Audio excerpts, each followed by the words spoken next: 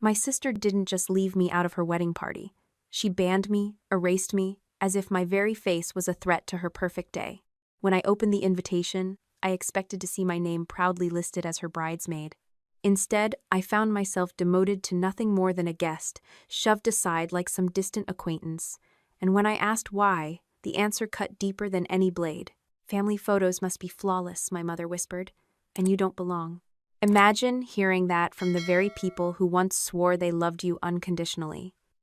Imagine your own blood telling you that your presence, your appearance, your very existence would ruin their image. That night I sat alone, replaying every childhood promise my sister had ever made to me. I remembered her words. Sisters forever. But forever ended the moment she chose appearances over me. They thought I would stay silent, swallow the humiliation, and simply disappear. They thought wrong. Because, in that moment, I made a choice that would not only change me, but shake the foundations of my family's perfect facade. The revenge I planned wasn't loud, but it was devastating. It wasn't violent, but it was unforgettable. By the time it was done, the wedding they wanted remembered as flawless would forever be known for the one truth they couldn't hide. That perfection built on betrayal always shatters. Stay with me, because what happened next will shock you as much as it shocked them. Anna Carter was 28 years old, steady and dependable, the kind of woman her coworkers at the local credit union always turned to when they needed a form checked twice or a customer soothed. She lived in a modest apartment above a bookstore on the edge of town, the sort of place where the floorboards creaked and the light from the old street lamp leaked through her curtains at night. She had built a quiet life for herself, nothing flashy, nothing loud, but secure. People who knew her casually would have said she was the responsible one, the sister who could be counted on, the daughter who never stirred up trouble. That stability made the shock of what came next all the more brutal. After the events I hinted at before, after those whispered words about family photos and perfection, the story must begin with something deceptively small: an envelope. On an ordinary Thursday afternoon, Anna returned from work, set her purse on the counter, and sifted through the stack of bills and circulars that had filled her mailbox. Amid the credit card offers and grocery coupons, there was one envelope that stood out. Heavy cream stock, her name written in calligraphy that curled like ivy across the surface. A faint trace of gold embossing catching the late sun through the kitchen window. For just a moment, her heart lifted. This was it, the invitation to the event Melissa had been talking about for months, the grand wedding that was supposed to draw their family together and show the world how strong the Carters were. Anna placed the rest of the mail aside, smoothed the envelope with her thumb, and allowed herself a small smile. She had imagined this moment in lighter moods, the joy of seeing her name printed next to the words bridesmaid, the chance to stand at her sister's side in matching dresses, perhaps even share a secret laugh when the tension of the day grew too heavy. Sisters forever, Melissa had said over glasses of wine on Anna's balcony only a few months earlier. That promise echoed in Anna's ears as she slid a letter opener beneath the flap and carefully pulled out the contents. The paper inside was thick, textured, and perfumed with something floral. She unfolded it slowly, savoring the elegance, and read the sweeping script. There was the formal invitation, the names Melissa Carter and Jason Thompson in bold print, the date and time, the location at the Grand Hall outside town. There was the itinerary, neatly organized into rehearsal dinner, ceremony, photographs, reception. There was even a response card with "kindly reply" written across the top. Anna read each line with anticipation, her eyes moving quickly, scanning for the part that mattered most. The section listing the wedding party. Her breath caught. She read it once, then again, slower. Bridesmaids. Laura, an old college roommate of Melissa's. Ashley, a friend from Jason's family circle. Two more names she recognized, only vaguely, women who had stood beside Melissa in other chapters of her life. And then the groomsman, Daniel Carter, their younger brother, proudly listed among Jason's closest allies. But nowhere on that page, nowhere in the flowing script, was Anna's own name. She turned the card over, as though perhaps it had been left on the back. She checked the envelope again, certain something had been omitted. Nothing. For a moment she simply sat at the counter, the edges of the paper pressing into her fingertips, the words blurring. The hum of the refrigerator and the faint tick of the clock on the wall were the only sounds in the room. She whispered to herself, barely audible, "Not even a bridesmaid?" The disbelief stung worse than anger could. She had been sure of her place, sure that family loyalty would mean something, that her presence was assumed. Instead, she had been filed away in the generic list of guests, no different from a distant cousin or a business associate invited out of courtesy. The shock spread slowly, a heavy ache settling in her chest. She remembered Melissa's bright eyes that evening on the balcony, when she had said they would find the perfect dress together. She remembered the way Daniel had once teased her that she would have to give a speech as maid of honor. All those small assurances now turned hollow. She set the invitation on the counter, rose to her feet, and paced the length of the kitchen, back and forth, the floorboards groaning beneath her steps. Betrayal was too strong a word, perhaps, for this first moment, but something close to it gnawed at her. She tried to reason with herself. Perhaps there had been a mistake in printing. Perhaps Melissa had simply forgotten to mention it. But deep down, even as she reached for those excuses, Anna knew. Names were chosen with care. Lists like this were checked and rechecked. Her absence from that page was deliberate. When the phone buzzed on the counter with a message from a coworker, she ignored it. She could not bring herself to speak to anyone. She picked up the envelope again, tracing her finger over her own name in calligraphy, Miss Anna Carter, a name that looked so elegant on the outside yet concealed such an ugly truth within. She folded the papers back into the envelope, slid it shut, and held it against her chest for a long moment. The house was quiet, yet her thoughts roared. She tried to summon relief, telling herself that perhaps being a guest would mean less pressure, less responsibility. But that was a thin comfort, and it dissolved quickly. What remained was the unmistakable sense of being excluded, diminished, cast aside from the role she thought was hers by right. Anna lowered herself into a chair and stared at the invitation, her eyes dry but her throat tight. She had not yet asked why. She had not yet confronted her sister, but she knew this. Something in the foundation of her family had shifted. And though the reason was still hidden from her, the wound had already opened. She sat there in the fading light, the envelope heavy in her hands, knowing she had been written out of the picture, and that discovery would be only the beginning of what was to come. Anna stood frozen in the quiet of her kitchen, the echo of her sister's name still ringing in her ears. She stared down at the invitation again, fingers gripping the edge of the cardstock until it bent. The gold lettering gleamed mockingly beneath the overhead light. Melissa Carter and Jason Whitman invite you to celebrate their wedding. Her name wasn't listed with the bridesmaids. No special mention. Just a line on the guest list, like she was some distant cousin or obligatory invite. After years of shared birthdays, sleepovers, and secrets whispered beneath the covers, Anna couldn't believe Melissa would cut her out so casually. The only explanation she could live with was that it had to be a mistake, a mix-up, something Melissa would laugh off when Anna asked. But as she picked up the phone and dialed, Anna felt a knot tighten in her chest. Somewhere deep down, she feared the truth. Melissa answered after several rings. Her voice was chirpy, high-pitched, like someone trying too hard to sound cheerful. "Anna, you got the invite? Isn't it gorgeous?" The calligraphy alone was worth the wait. Anna didn't return the enthusiasm. "Yeah, I got it." Silence stretched before she added, "I noticed I'm not a bridesmaid." Melissa paused. "Oh, well, the party's really small. Just a few girls, Jason's sisters, some of my friends from work. You know how these things go. The venue is really intimate." Anna blinked. "But Daniel's a groomsman." Another pause. Then a sigh. "Anna, please don't take this personally. This was such a hard decision. We had to think about the look, the vibe.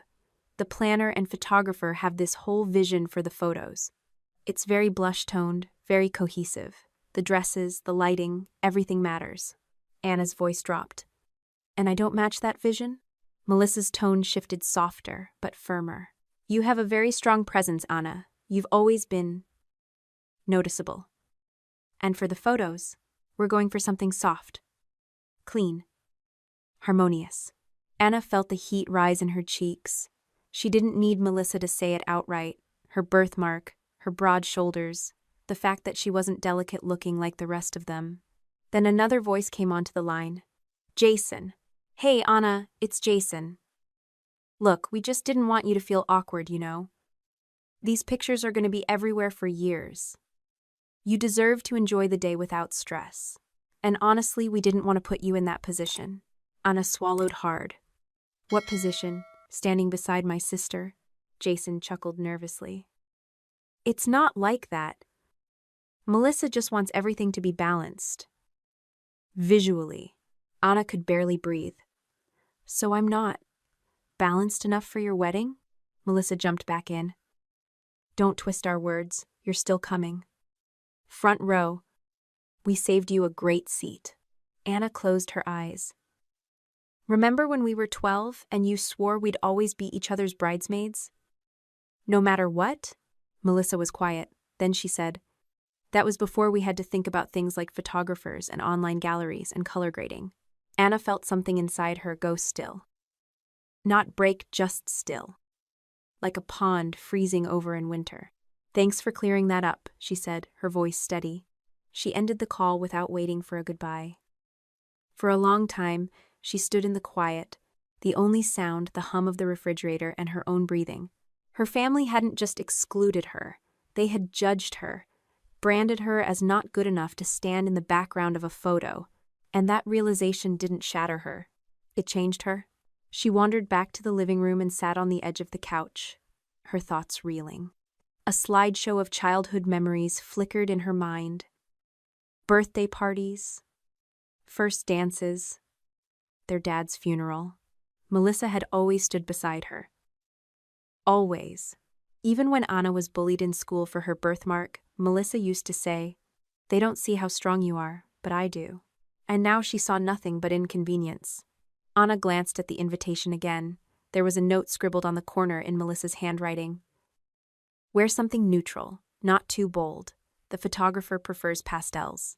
A chill went through her. It wasn't just that they didn't want her in the pictures. They didn't want her visible at all. She reached for her phone again, almost by instinct, but paused before dialing. Who would she call? Her mother would likely side with Melissa. She always had. Her father's voice might have been the one to soothe her now, but he was long gone. So Anna sat with the truth, let it settle. They didn't want her there as she was.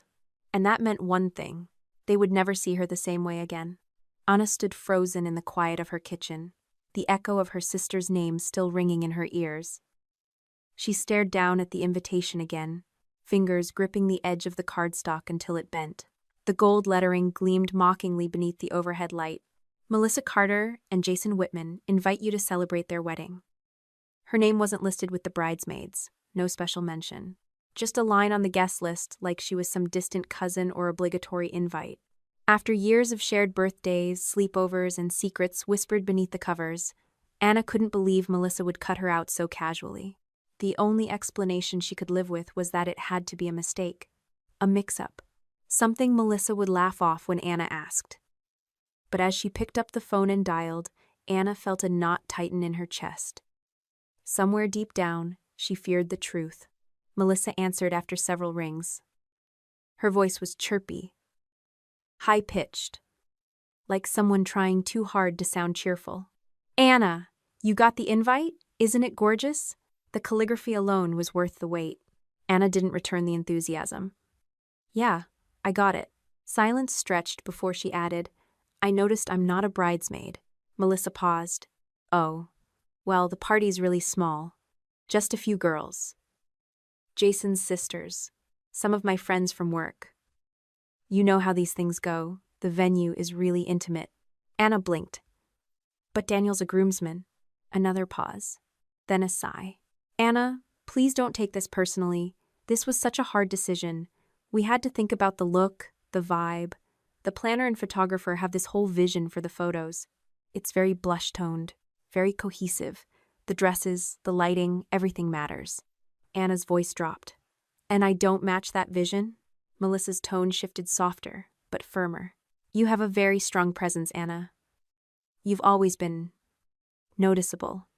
and for the photos, we're going for something soft, clean, harmonious. Anna felt the heat rise in her cheeks.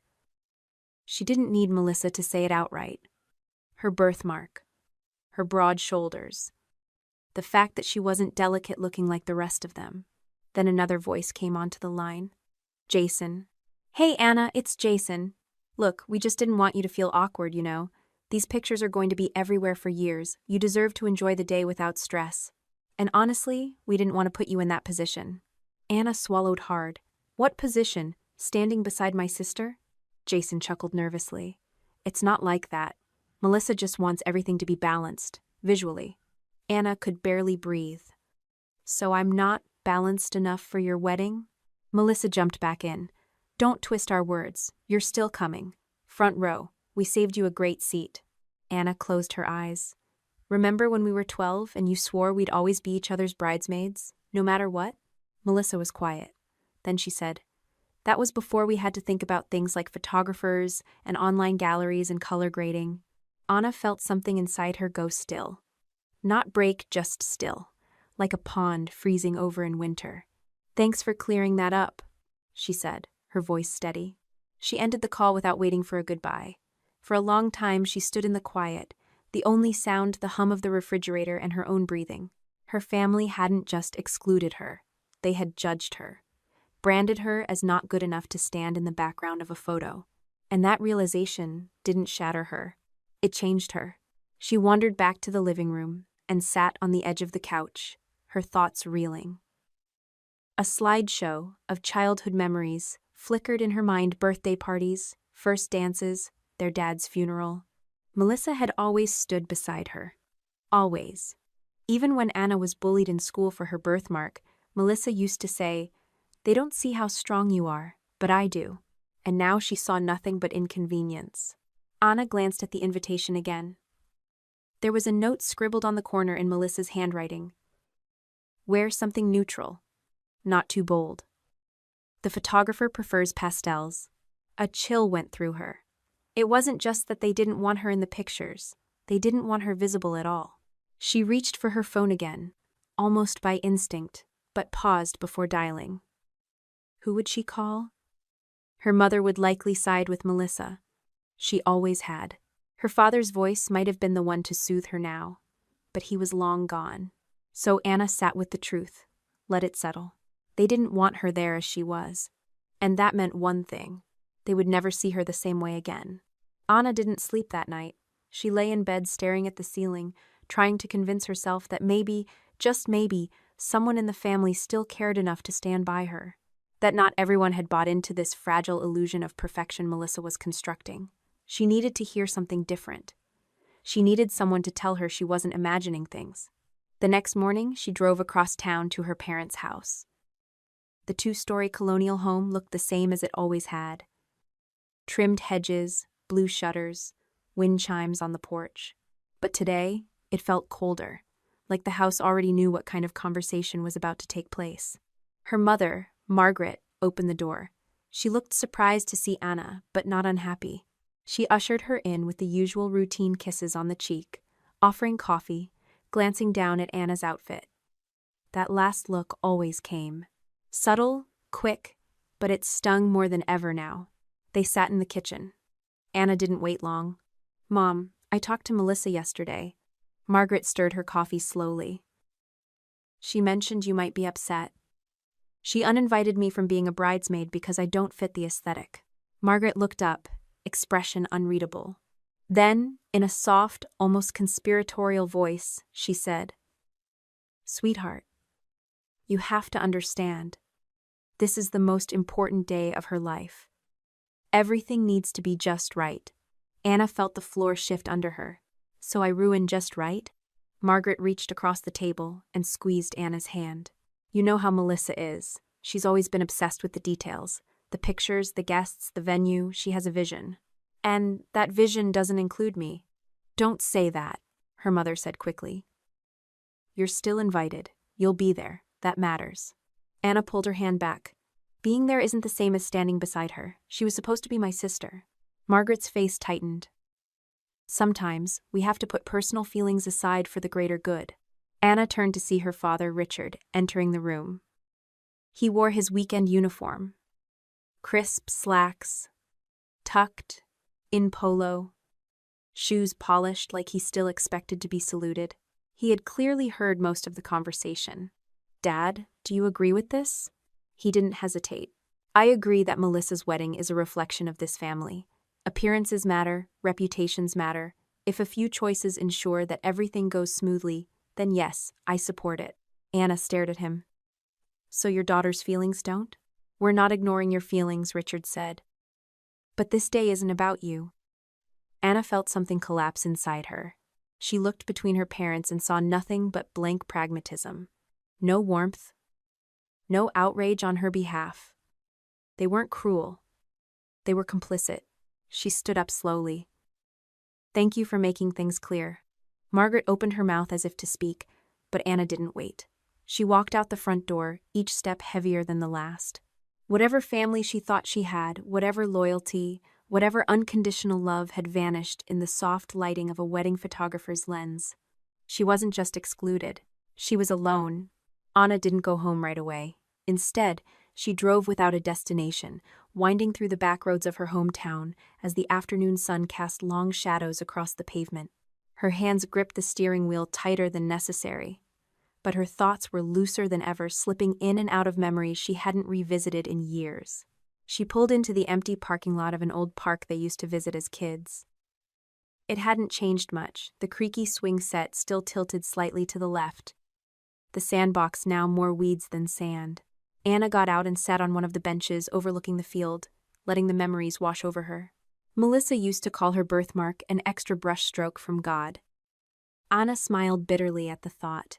She could still hear Melissa's younger voice, high and unfiltered, saying, "You look like one of those Renaissance paintings, like an angel that God wasn't finished with yet."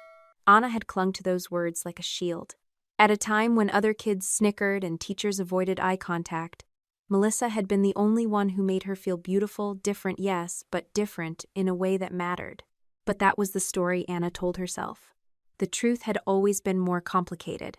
She opened the old photo app on her phone and began scrolling back through the years. There weren't many digital records of their childhood. But a few years ago, her mother had digitized the family albums and sent her the files for posterity. Anna zoomed in on one picture after another. Christmas 1999, Melissa front and center in a red velvet dress, Anna beside her in green, her head turned at an odd angle. Easter 2002, Melissa smiling wide, Anna almost hidden behind a bouquet. Family reunion 2005, Melissa glowing, Anna's face half shaded by a sun hat too big for her head. She paused at one photo in particular, her 8th birthday. They were at a picnic table in the backyard. Melissa leaned in, pretending to blow out Anna's candles with her, but Anna noticed something she hadn't before. Her own face was blurry, as if someone had adjusted the focus deliberately to sharpen Melissa. And then there were the portraits. The official family photos.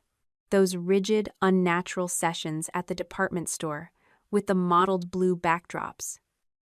Anna had always hated them. Her mother insisted she wear heavy foundation. "Just a little to even you out," she'd say. But Anna remembered how it felt, the way her skin itched underneath the layers. She remembered standing in line at the counter while the makeup artist dabbed and smoothed, and how Melissa had stayed quiet. But Melissa hadn't always stayed quiet. In one memory, Anna was 10, crying in the bathroom after a boy at school called her stained. Melissa had burst in, grabbed a wet paper towel, and scrubbed the boy's drawing off Anna's locker before dragging her sister out to the swings. "You're not stained," she had said. "You're marked." Anna had believed her. Now, those moments felt like borrowed kindness. Not lies exactly, but softer versions of a truth Melissa had never had the courage to say aloud, that even back then, Anna was an inconvenience. A blemish on a canvas Melissa wanted pristine. Anna stood and walked toward the rusted monkey bars. The metal was warm under her palm. She had climbed these bars while Melissa braided daisy chains. They had carved their initials into the bench she just sat on. M+A equals Forever Sisters. She found the carving. The letters were still there, though weathered and chipped. Forever Sisters. The phrase felt like a cruel echo now. Forever. until the dresses didn't match, until the photos demanded symmetry, until Anna became too bold, too real, too visible. She wiped at her eyes roughly. Not from sadness, from clarity. Because what hurt now wasn't just being excluded from the wedding. It was realizing that exclusion had always been present, quietly stitched into the background of their family tapestry. It was in the way her father posed them for pictures, always placing Melissa slightly in front. In the way her mother corrected Anna's posture, but not Melissa's. In the way Melissa had stopped inviting Anna to sleepovers once they entered high school. In the sideways glances during prom season, the way dresses never quite fit right, the suggestion to wear sleeves. Anna had rewritten those moments in her memory, giving everyone the benefit of the doubt. She had painted her childhood in warmer tones than it deserved, convincing herself that love had been there, just buried. But now she saw it for what it was, conditional, curated, and coded in silence. She sat back down on the bench, staring at the field as a pair of children ran past, chasing a kite. Their laughter pierced the air, high and free. Anna pressed her lips together. She was done chasing approval that came at the cost of herself. And something deep within her stirred. Not rage, not revenge. Resolve. They had spent years cropping her out of the frame. Now it was time for her to take center stage on her terms, in her light, and she would make sure they never forgot it. Anna sat in her apartment that evening, the wedding invitation still propped against a stack of unopened mail. The elegant cream cardstock had dulled under her kitchen light, but the golden letters announcing Melissa and Jason's union gleamed with an unearned pride. She had read those names over and over, waiting to feel something different, anger, maybe. But all she felt was hollow. On the corner of the invitation was the RSVP card. Neatly printed options, one to check, will attend, the other, will not attend. Until that moment, Anna hadn't made a decision. Or maybe she had, deep down, but had refused to look it in the eye. She walked to the small side table near her sofa and opened the bottom drawer. A few photo albums sat underneath old paperwork and mismatched cords. She pulled one out and flipped through the pages. There it was, a picture from their childhood. Melissa and Anna, sitting side by side on the old backyard swing set. Anna was maybe 6, Melissa 8. Melissa's arm wrapped tightly around her, both of them grinning with the kind of freedom only children could possess. Anna studied the photo for a long time. The freckles, the uneven bangs, the missing front tooth, it was all so innocent, untouched by the years that would follow. She remembered that day. They'd just made a mud pie and tried to convince their mother it was chocolate cake. Melissa had taken the blame when the mess ruined their dresses. "That's what sisters are for," she'd said. But time had chipped away at that sentiment, layer by layer, moment by moment, until all that was left was a shell of sisterhood, hollowed out and polished for public display. Anna took the RSVP card and placed a firm checkmark in the box beside "will not attend." The pen left a faint indent in the paper, more pressure than necessary. She reached for a blank note card and paused. This part mattered.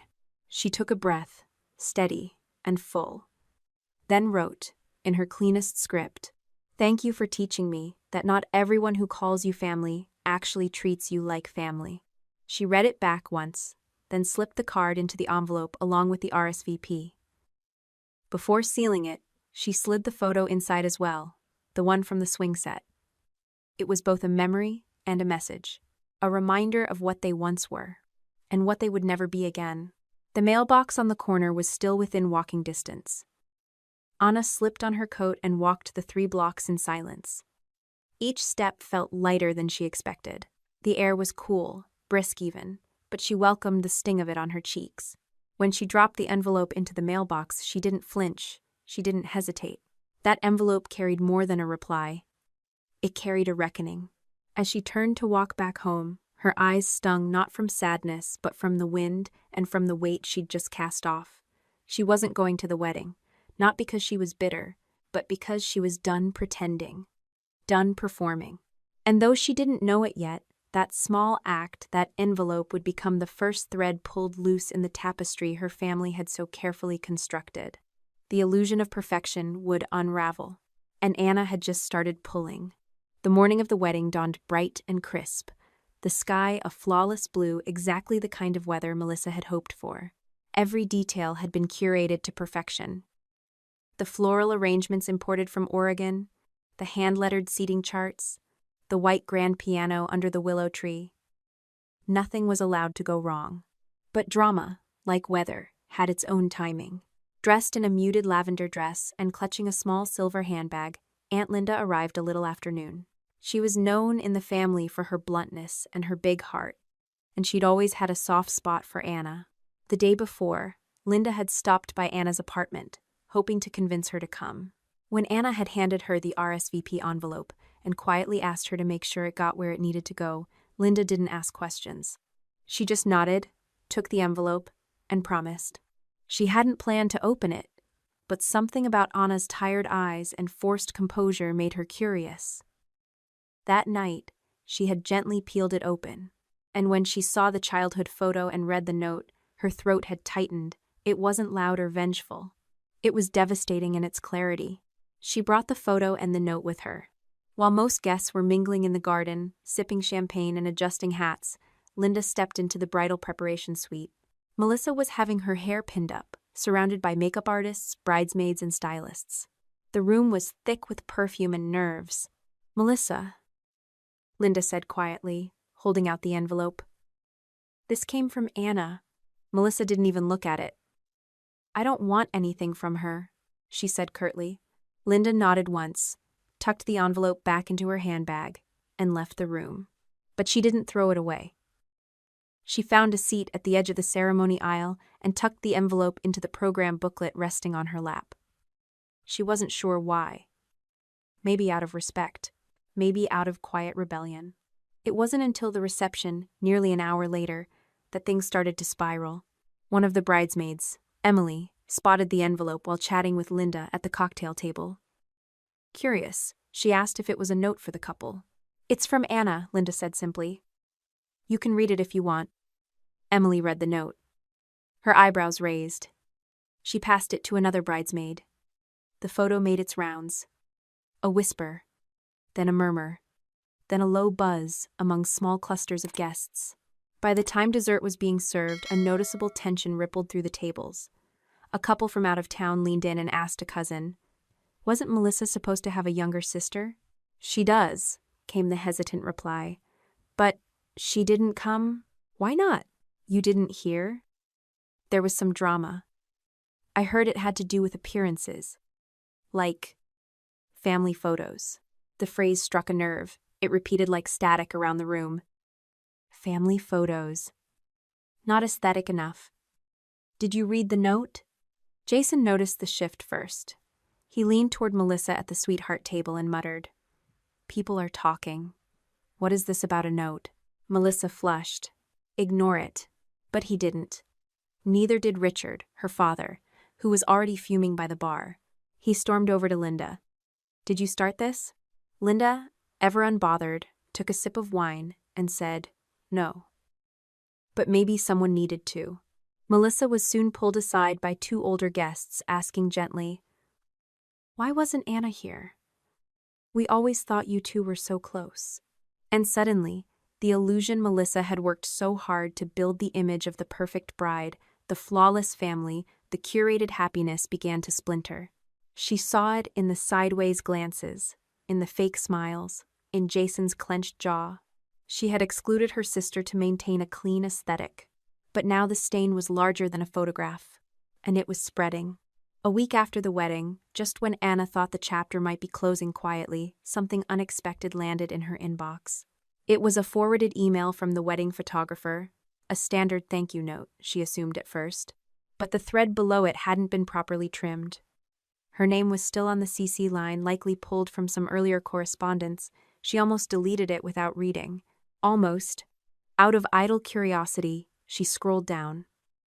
The deeper she read, the tighter her grip on the mouse became. Her chest tightened. Her jaw clenched. It wasn't a generic message at all. It was an exchange between Melissa and their mother Margaret, dated 2 months before the wedding.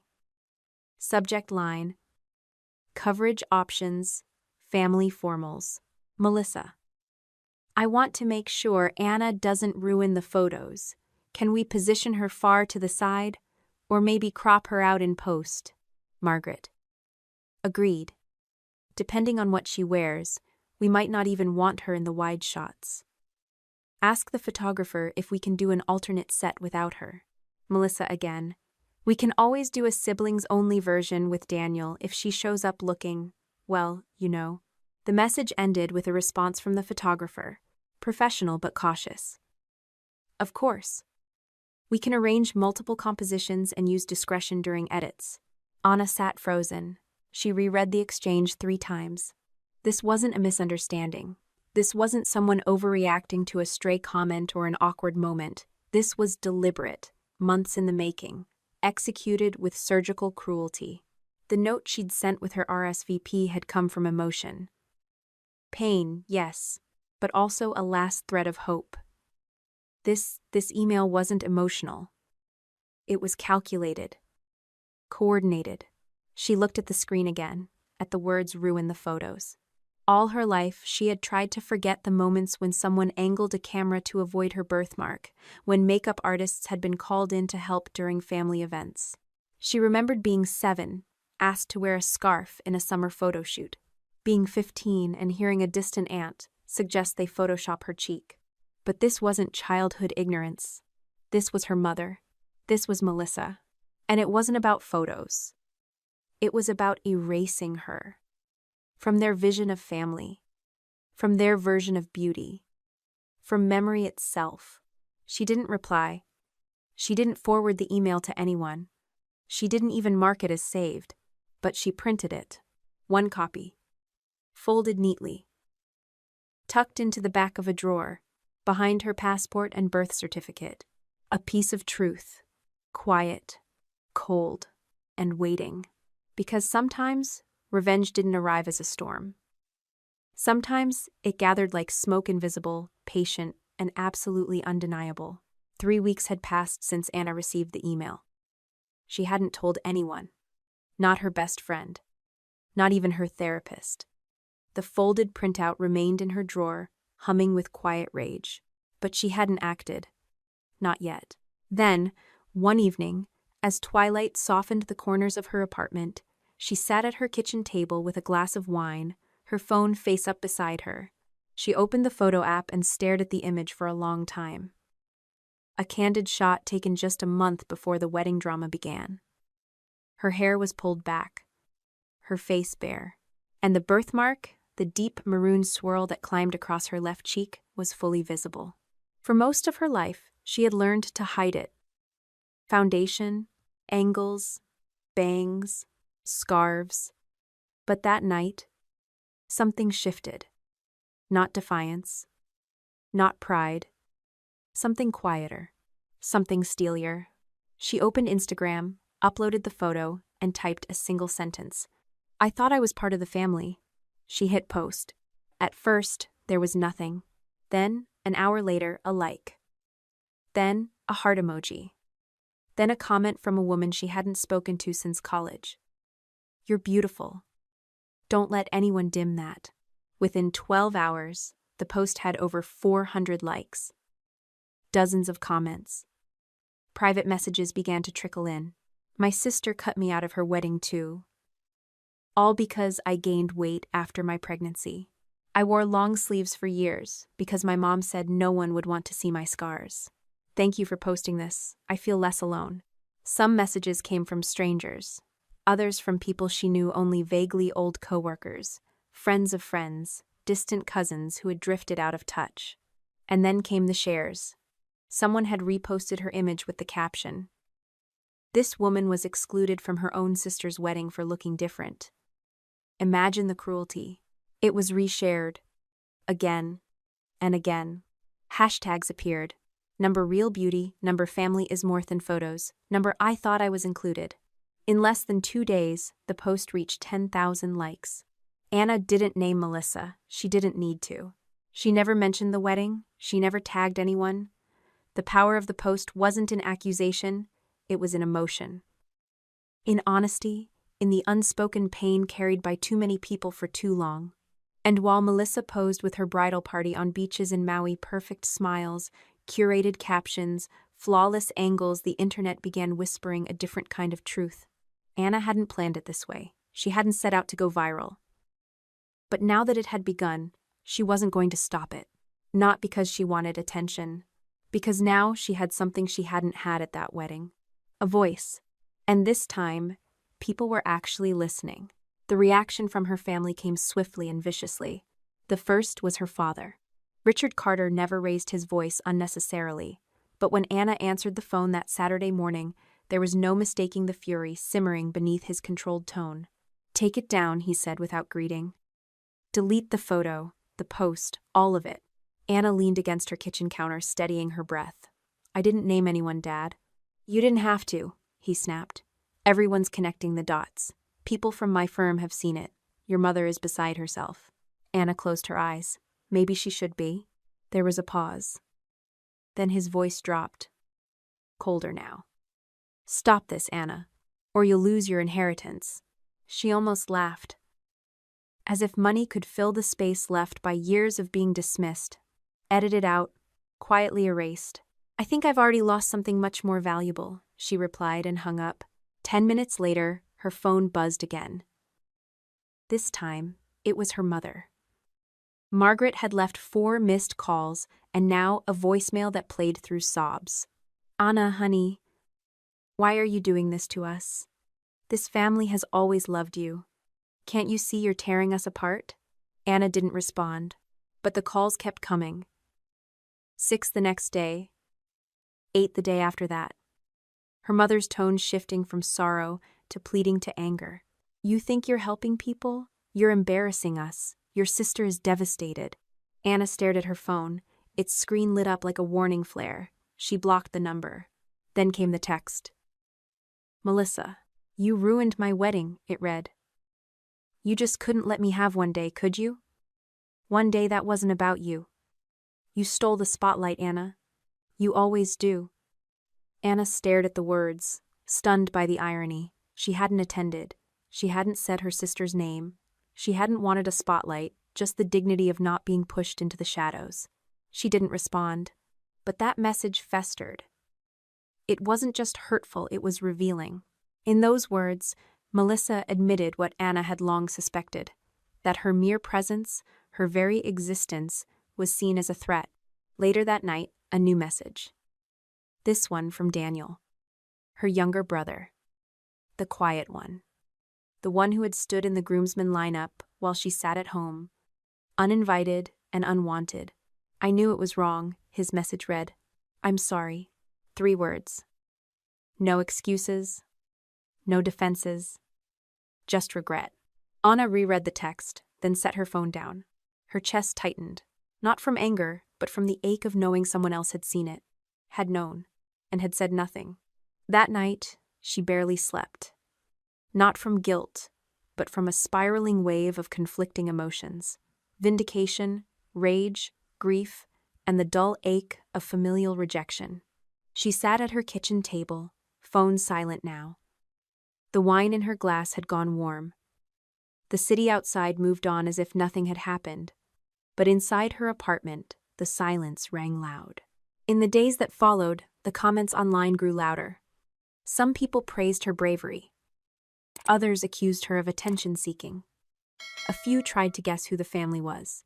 Strangers debated her worth, her appearance, her motives, as if she were a character on a reality show. But Anna ignored them, because her family's silence and now, their rage spoke volumes. She had spent years contorting herself to fit a version of beauty, of belonging, of daughterhood that never truly included her. Now that she had stopped trying, they had no use for her at all. And yet, through the fog of grief and betrayal, a strange clarity emerged. She was not crazy. She was not being dramatic. They had edited her out long before she ever posted a single photo. Now they were simply furious, she had finally noticed. And this time, Anna wasn't going to disappear quietly. She wasn't just confronting her family anymore. She was confronting every silent moment, every edited photo, every swallowed opinion, every backhanded compliment disguised as maternal concern. And now that she had started, she would not stop.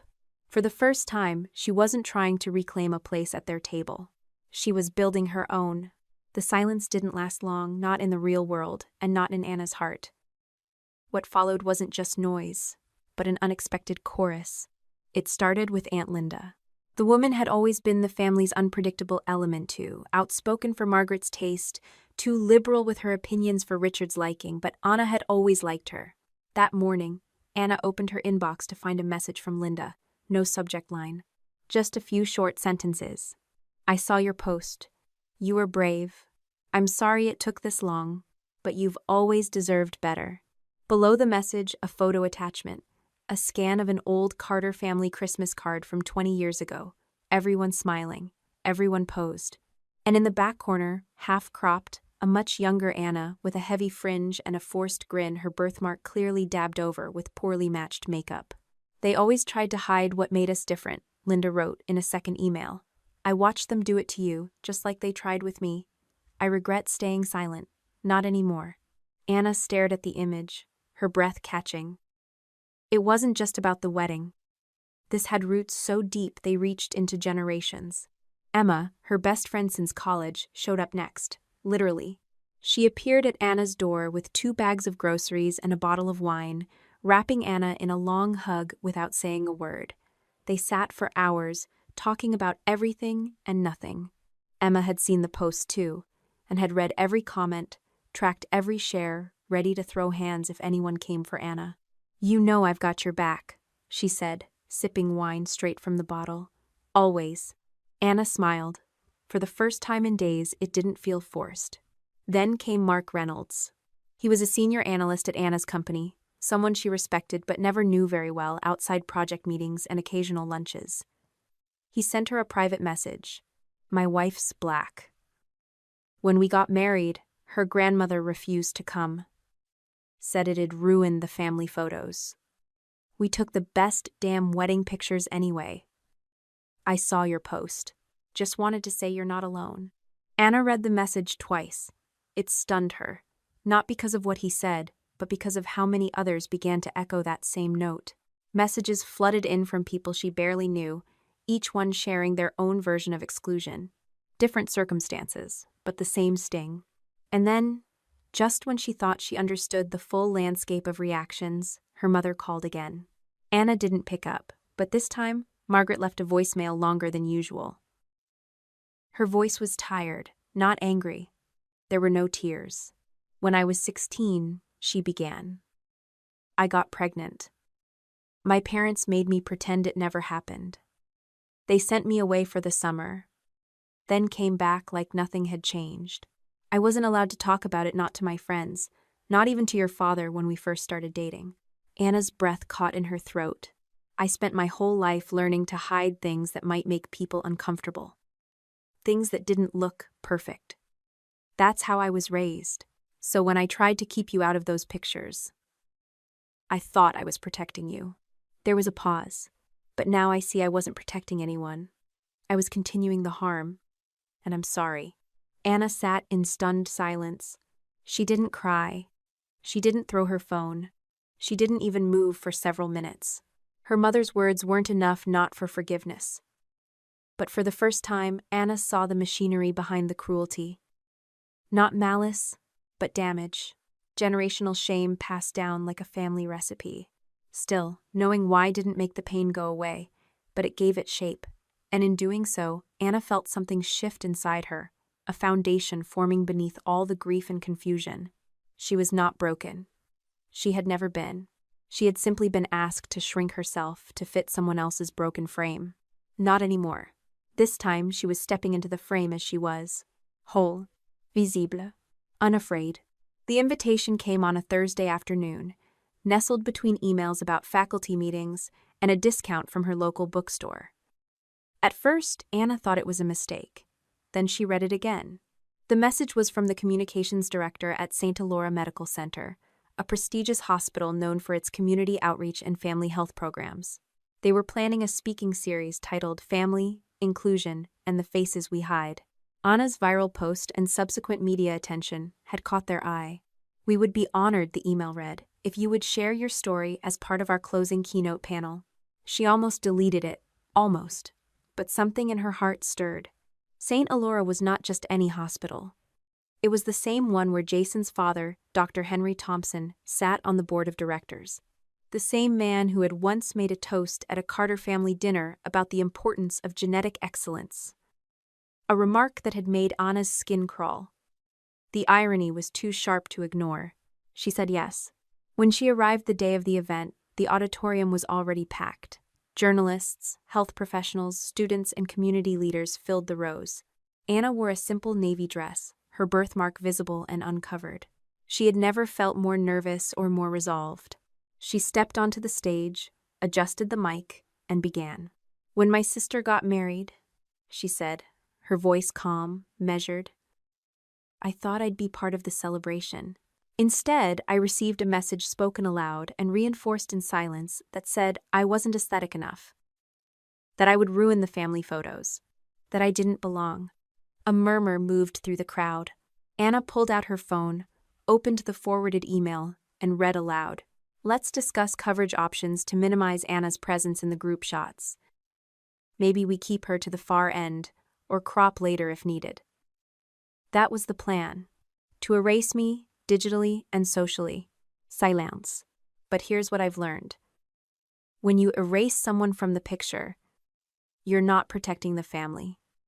You're shrinking it. Applause, she continued, sharing her journey not as a victim, but as a person reclaiming her voice.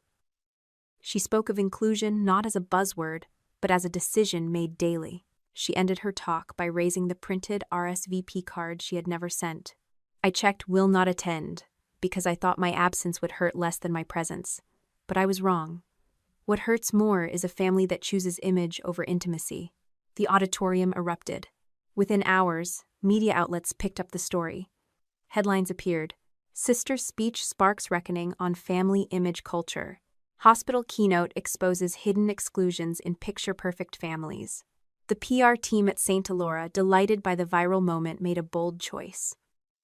They launched a new awareness campaign called "No One Left Out of the Picture," and the first poster featured Anna's portrait, full face, birthmark unedited, beneath the tagline, "Inclusion means everyone, no exceptions." Billboards went up. Flyers. Bus. Stop ads. The campaign made the cover of local magazines. And just like that, the very face Jason's family had wanted to crop out was now front and center. Dr. Thompson resigned quietly from his board seat a week later. The Carter family canceled their Christmas photo shoot. Melissa locked her social media accounts. Anna didn't gloat. She didn't need to, because the revenge had never been about humiliation. It had been about truth. And now, the world had seen it. The reaction from her family came swiftly and viciously. The first was her father. Richard Carter never raised his voice unnecessarily. But when Anna answered the phone that Saturday morning, there was no mistaking the fury simmering beneath his controlled tone. "Take it down," he said without greeting. "Delete the photo. The post. All of it." Anna leaned against her kitchen counter, steadying her breath. "I didn't name anyone, Dad." "You didn't have to," he snapped. "Everyone's connecting the dots. People from my firm have seen it. Your mother is beside herself." Anna closed her eyes. Maybe she should be. There was a pause. Then his voice dropped. Colder now. "Stop this, Anna, or you'll lose your inheritance." She almost laughed. As if money could fill the space left by years of being dismissed, edited out, quietly erased. "I think I've already lost something much more valuable," she replied, and hung up. 10 minutes later, her phone buzzed again. This time, it was her mother. Margaret had left 4 missed calls, and now a voicemail that played through sobs. "Anna, honey, why are you doing this to us? This family has always loved you. Can't you see you're tearing us apart?" Anna didn't respond, but the calls kept coming. 6 the next day. 8 the day after that. Her mother's tone shifting from sorrow to pleading to anger. "You think you're helping people? You're embarrassing us. Your sister is devastated." Anna stared at her phone, its screen lit up like a warning flare. She blocked the number. Then came the text. "Melissa, you ruined my wedding," it read. You just couldn't let me have one day, could you? One day that wasn't about you. You stole the spotlight, Anna. You always do. Anna stared at the words, stunned by the irony. She hadn't attended. She hadn't said her sister's name. She hadn't wanted a spotlight, just the dignity of not being pushed into the shadows. She didn't respond. Later that night, a new message. This one from Daniel, her younger brother, the quiet one. The one who had stood in the groomsmen lineup while she sat at home, uninvited and unwanted. I knew it was wrong, his message read. I'm sorry. 3 words. No excuses, no defenses, just regret. Anna reread the text, then set her phone down. Her chest tightened. Not from anger, but from the ache of knowing someone else had seen it, had known, and had said nothing. She sat at her kitchen table, phone silent now. The wine in her glass had gone warm. The city outside moved on as if nothing had happened. But inside her apartment, the silence rang loud. In the days that followed, the comments online grew louder. Some people praised her bravery. Others accused her of attention-seeking. A few tried to guess who the family was. But Anna ignored them. Because her family's silence and now, their rage spoke volumes. She had spent years contorting herself to fit a version of beauty, of belonging, of daughterhood that never truly included her. Now that she had stopped trying, they had no use for her at all. And yet, through the fog of grief and betrayal, a strange clarity emerged. She was not crazy. She was not being dramatic. They had edited her out long before she ever posted a single photo. Now they were simply furious she had finally noticed. And this time, Anna wasn't going to disappear quietly. Weeks passed. The online attention, surprisingly, didn't fade. In fact, it grew. Anna launched a blog titled The Perfect Family Myth, where people from around the world submitted their own stories of exclusion and silent shame. The site quickly amassed thousands of readers. Some shared stories of being the black sheep in pristine family photos. Others spoke of unspoken rules, edited identities, and the exhausting pursuit of approval. Anna didn't offer solutions, only space. Space to be seen, space to be heard. Then came an invitation that made her pause. A nonprofit linked to her local hospital, where Jason's father sat on the board, was hosting a symposium on inclusion and healing. They wanted Anna to speak. The topic? Inclusion and the faces we hide. She hesitated, then said yes. The auditorium was full that evening, doctors, board members, staff. Jason's father sat in the front row, unaware of what was coming. Anna stood beneath the lights, took a breath, and began. She spoke not with venom, but with clarity. She shared her story.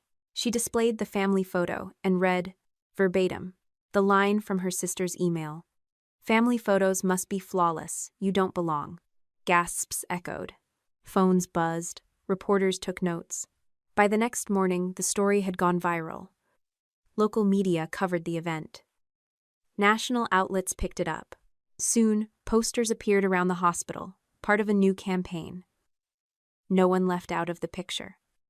Front and center was Anna's face, unfiltered, her birthmark clearly visible, gaze direct. The very thing they had once tried to hide was now the symbol of inclusion. A revenge not by destruction, but transformation. Months later, Anna stood in front of her mirror, pinning a soft green sash across her shoulder. Bridesmaid, Emma's wedding. This time, she walked the aisle with head held high. Aunt Linda had flown in and sat beside her beaming. Mark sent flowers. Daniel texted daily now. And then there was the letter. From Melissa. A simple envelope, no return address. Inside, a note scribbled in her sister's familiar handwriting. I was wrong. I let fear decide for me. I was terrified of not being accepted by his family, of not fitting into their world. I thought if I just controlled the picture, I could control everything. I'm sorry. Anna didn't reply. She placed the letter in a drawer. Not out of cruelty, but because she had nothing more to prove. Melissa's apology wasn't a bridge. It was a confession, a quiet admission that Anna had never been the broken one. That evening, Anna hung a new portrait in her apartment. It was just her. Alone. No edits. No retouching. Her birthmark visible, her shoulders square, her eyes calm. The light from her window hit it perfectly. She looked at it for a long moment, then smiled. She didn't need a perfect family photo to know her worth. She was the picture now. And she belonged. If you've made it this far, thank you for staying with Anna's story. But now, we'd love to hear yours. Have you ever been told you didn't belong by the very people who should have stood by you? Have you ever been cut out of the picture? Not for what you did, but for who you are? If this story stirred something in you, let us know in the comments. Share your voice. You never know who needs to hear it. And if you believe stories like Anna's deserve to be told, stories of quiet courage, of betrayal and healing, of finding your worth even when others try to erase it, then please subscribe to our channel. There are more stories like this one waiting to be heard. Because no one should ever feel like they need to disappear just to make others comfortable. And sometimes the most powerful revenge is simply living your truth out loud.